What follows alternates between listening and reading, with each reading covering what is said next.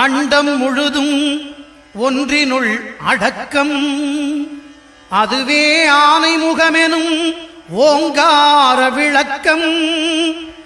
சுழலும் கோள்கள் அவன் சொல் கேட்கும். அவனை தொழுதால் போதும் நல்லதே நடக்கும். ஆனைமுகனை தொழுதால் நவக்கிரகங்களும் மகிழும். நல்லதே நடக்கும், நல்லதே நடக்கும்.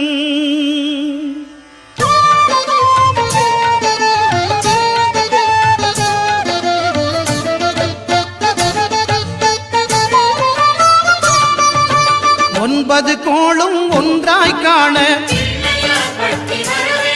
அங்கு கற்பகம் என்னும் கடவுளின் மெய்யில். ஒன்பது கோளும் ஒன்றாய் காண அங்கு கற்பகம் என்னும் கடவுளின் மெய்யில். சூரியன் முதலாய் 9 கிரகமும் பலவித குணங்களை கொண்டிருக்கும். எங்கள் கற்பக தருவில் அவை வரும்போது ஒன்றாய் சேர்ந்து பலனளிக்கும்.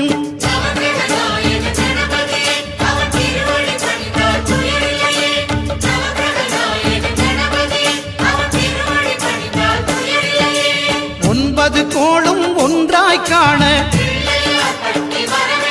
அங்கு கற்பகம் என்னும் கடவுளின் மெய்யில்.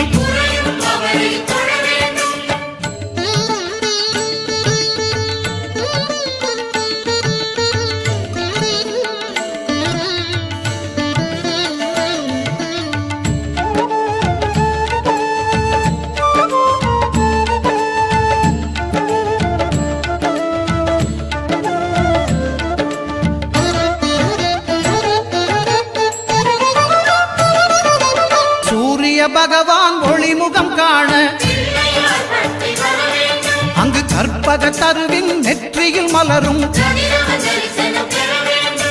சூரிய பகவான் ஒளிமுகம் காண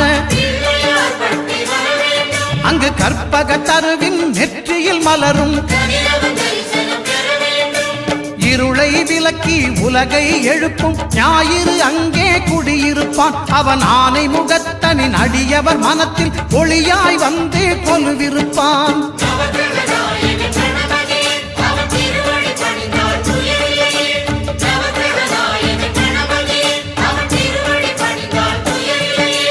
ஒன்பது கோளும் ஒன்றாய் காண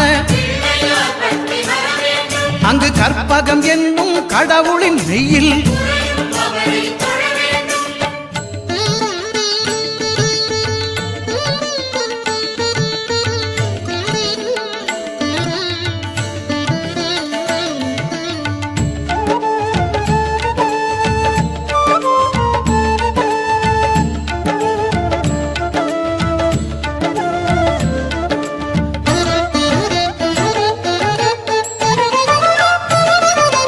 திங்கள் பகவான் திருமுகம் காண